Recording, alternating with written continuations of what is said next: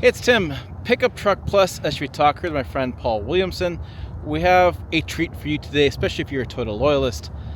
I just drove one of the trucks I've always wanted to drive that he owns that has a very interesting history. So we're going to walk around this truck, tell you about the history of it, why he got it, where he got it from, all kind of details. But this is a 70 series Land Cruiser, like Super Duty plus Duty. It's got 11 leaf springs in the back. This thing is crazy. Let's go like this, and we'll go around, and we'll talk more about this. So this is a 70s series. 70 series. Right. So this is a first gen of the 70 series. They were introduced in 84. This particular one is in 1990, but there were no product changes whatsoever from 84 through 90. They're all the same. Okay. And the 70 series came in several different wheelbases, a super short two-door, a medium four-door, a long wheelbase two-door for ambulances, and then this is the longest wheelbase and the heaviest duty. This is a 1.5 ton truck. So this is a Land Cruiser pickup truck. They came fully loaded. So the fog lights were standard equipment, power steering, power brakes, even a power clutch, all standard equipment. Options included things like a heater and a radio and air conditioning. This one is Saudi Arabian spec, and so that means it has the heater but not the air conditioning. Go figure. That's how it got ordered. It first served in the U.S. Marine Corps in the Gulf War in Kuwait. So this was ordered by the U.S. Marines, owned by them, used in the Gulf War in Kuwait. After that war, it came back to the U.S. somehow. It ended up being used by the U.S. Army, 1st Cavalry in Fort Riley, Kansas. Eventually, they donated it out to a state university. When the university was done with it, they were getting ready to auction it, and that's how I was able to acquire this truck. Right. So because it has a registration to the university, if you know about importing older vehicles, you have a 25-year rule, you have to pay in the butt. But since the university basically did all the hard work for you and you brought it in. But we also, interesting with this is a gas engine, not a diesel. And you think the reason why was because of the airbase. Yeah, typically Land Cruiser 70 series sold in a lot of markets were diesel. Later ones were turbo diesel, but they were available with a gas engine. And what I've heard is that on an airbase, they like to use gasoline trucks because in a pinch, they could use avgas in a gas truck. Right. Couldn't use avgas in a diesel. So And I think it just simplifies the logistics for an airbase. Yeah, the aviation fuel, basically, they throw it in there. Yeah, that kind of stuff. So this is we're talking about super truck. We're talking about interesting stuff. So how many leaf springs we said?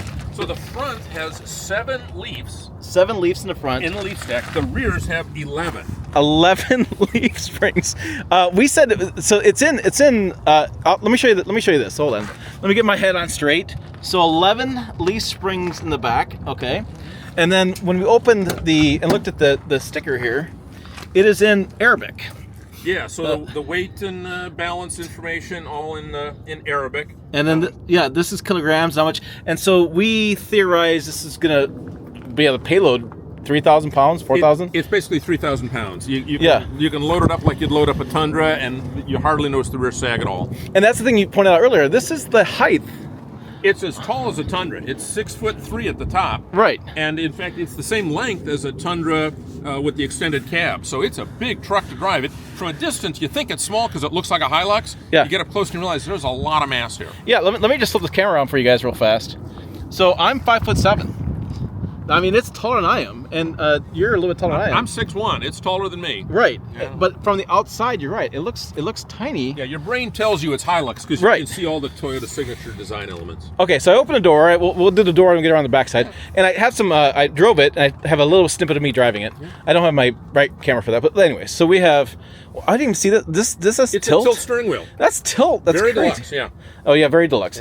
Yeah. You had the seats sent in. The Marines drove this, so they beat the hell out of seats. But these are still. I was able to get brand new upholstery from a contemporary 70 series, and it totally fit on the original seat frames. Okay. So new foam and new upholstery that I put in during COVID, but the original 35-year-old seat frames. Yep, and then it is interesting with the power clutch. I had not dealt with that before. It's really easy to shift. It's much easier. And you said it was vacuum actuated? Yeah, if we pop under the hood, Oh. you'll see there's a little teeny vacuum booster on the clutch master.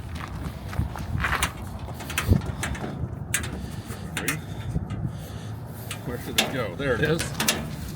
So there's the little teeny vacuum booster on the clutch. Yeah. So it's just like a brake booster, but half the size. Right. Yeah. And the engine is a carbureted 3F. Okay. So in America, in this timing, we would have had a fuel-injected 3FE in a Land Cruiser. This is the same engine, just without the electronic fuel injection, with a relatively simple, non-smogged 2-barrel carburetor. Because it's Saudi spec, it has the cyclonic air filter. So this is different for the desert spec, that they get the cyclonic air filter. It's better for filtering heavy dust out. It's different than what's used on Land Cruisers in other markets. Okay. Huh. Yeah. Okay, so, and like I said, that brake booster, the clutch booster, Yeah. I might still be driving clutch if I had a booster on it, because it's much easier. It's simple. It's like the clutch on a Corolla. Yeah. It's so much easier.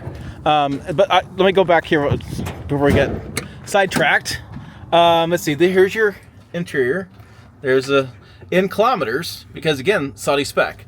And I'll tell you more about when you do a quick drive on this. I'll show you what that looks, what it feels like on the road as far as that goes. We have a little air filter stuff. We have a choke, and then there's our 5-speed.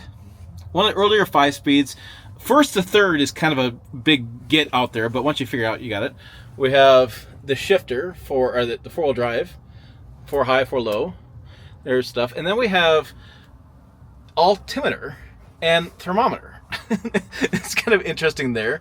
And the CD player was, the CD player was added. It actually I was came gonna say, with an AM radio. Okay, yeah. And I added the AM FM with the CD. They're out of a 90s era US Toyota, but they bolted right in and they look right. And why do you think the altimeter? It's just a Land Cruiser thing, must be. Yeah. Yeah, I guess, yeah. And it's got the most interesting entrance. So we have a little bitty running board, and then we have the grab handle that looks like it's bolted on from an Ace Hardware. But it is part of the vehicle. It's interesting how that all works. And you sit much more vertically than you do other Toyotas. It's like sitting in a box truck. You have lots of headroom, as you'd imagine for like the Marines with their helmets on, in this vehicle. Yeah, one other thing I'll show you, the Marines gave the truck a name. Oh yeah, what's this? This is the truck's name, Zhong 2. John 2. So, don't know what the word means. When I got the truck, it had a full roster of the patrol that was assigned to it from the Master Sergeant down. Okay. And so we know that it served in Kuwait in the first Gulf War, and that's the name the Marines gave it. So, yeah, I mean, you have all the factual data information. There's no argument there. Yeah. We have a Toyota toolbox.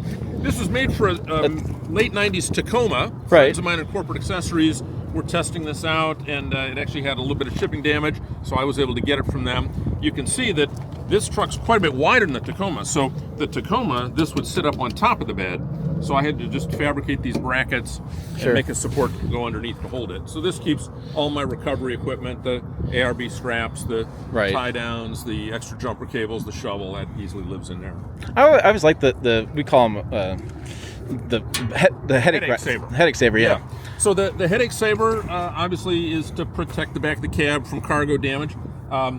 These holes would be, you can get an optional little flip out thing here, so that if you're putting ladders or wood here, it doesn't slide off the side. Okay.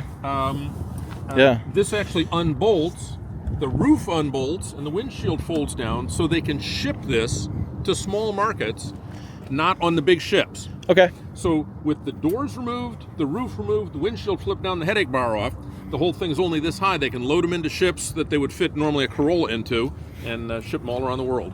And and this is such a clever thing. This a step right there, right? That's right. And it's interesting because we go around and around in this stuff. We'll go like generations of trucks without that. Then GM brought it back with heavy duties. Now it's back, and it's like we go back and forth. You have a fleet bed with basically a step side. It's funny how automotive works like that. We just kind of something works for a while, and we go away with it, and we go back to it. It's just the way things work out. We have an interesting bumper, like a good 2-piece bumper. So the actual bumper was ruined by the Marines. They had rammed it into loading docks too many times. Okay. It takes 12 part numbers to assemble this bumper. I was able to order all 12 part numbers from Cave Toyota in Long Beach, California. They deal in old Land Cruiser stuff.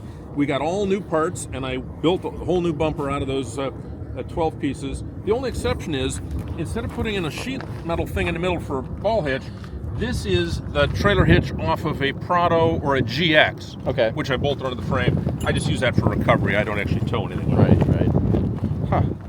And it is unique. Now you said you painted the the bed because you had to, because it was all beat up and looked like a popcorn kernel of all the stuff they've thrown in here. And what was interesting was I think the Marines carried a lot of cargo in the back that wasn't secured, so it had a lot of dents out on the side of the bed. Not dents in from body damage from collisions, but dents from cargo inside. So I did have the bed bead blasted and painted.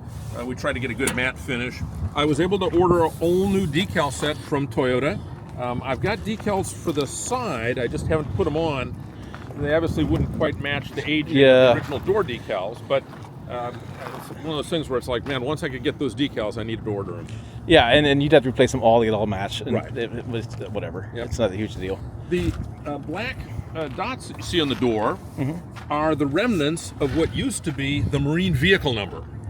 Okay. I've looked at this under ultraviolet light, and I've captured the Marine vehicle number. You can still see it in the paint in ultraviolet light, but you don't see it in daylight. And these are where some grunt wiped it off with solvent to take the numbers off before the Marines decommissioned the vehicle. Huh. What is this here? Do you know what that is? This is the air vent that allows the cabin to vent, so that if you've got the fan on and air's coming in the cabin, it's got a vent out. Okay. On a normal car, it'd be in the rear, in the C or the D pillar. On the truck, it's right here. Huh. I think on Tundra and Tacoma, we tend to put it on the back wall of the cab, but this one's right here. Huh. Well, I mean, it is a cool vehicle. I'll play some video now where I'm driving. Okay, here you go, behind the wheel. It's the experience. It's in kilometers, by the way. So I'm doing about 50, 55 getting up there. And yeah, nice quiet cabin. Real quiet. It is quite the experience. It's a fun to look at. I just want to step back one more time and give you guys the overall view of this, because again, think about this, and I'll have Paul right there, and think about how tall Paul is, but the width is what throws you off. I think it's so narrow overall, but you got to realize how long it is and how big it is and how heavy duty it is in this smaller thing. So it's, honestly, it's like the same equivalent of driving a Super Duty around or a Chevy one-ton, whatever, but you can park this in parking spots. When I put this in my garage, it seems like it's 4 inches narrower than my 4Runner. It feels like it's 6 inches narrower than my FJ Cruiser. So it's definitely a narrow vehicle, but it is long and it is tall. And as long as you got the room for that, it'll fit. Yeah. Well, interesting stuff. All right, so there you go, guys. There is a trip down memory lane with a really interesting story on this Toyota Land Cruiser. Be curious in your comments down below. What do you guys think of this kind of stuff? I know people are going to say, I wish we had that in America, and well, I tend to agree. But what you can do is you can watch more videos on this channel. See, they're right over here. Just click on more videos. Check the website down below as well, pickuptrucktalk.com. Thanks to my friend Paul for being around, helping me do this. Tim, thanks. Really good times. As always, thanks for watching. We will see you down the road.